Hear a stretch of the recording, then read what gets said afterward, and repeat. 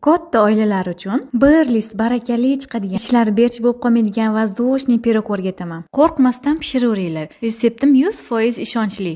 4 ta tuxumga 2 piyola shakar solib, eriguncha venchikda yo mikserda ko'pirtirib olasiz. Ketidan 2 piyola qatiq, 1,5 piyola yog', oddiygina uydagi sevinchli yog'dan. Ketidan choy qoshiqda chayniy soda solib, yaxshilab aralashtiramiz. Bir xil massa bo'lgach, 4 piyola un solasiz. E'tibor bergan bo'lsanglar, masalliqlarni tarozida o'lchash shart emas. Bittagina katta piyolangiz bo'lsa bo'ldi. Albatta unni elab soling. Quyuqligi mana shunaqa bo'ladi va listimizga quyib olib, tekislab chiqamiz. Ustini chiroyli bezatish uchun 1 piyolasini olib qoldim va yarim qoshiq kakao solib, aralashtirib, ustini chiroyli qilib bezab chiqdim. Bunaqa qilish shart emas, o'zingizni xohishingiz.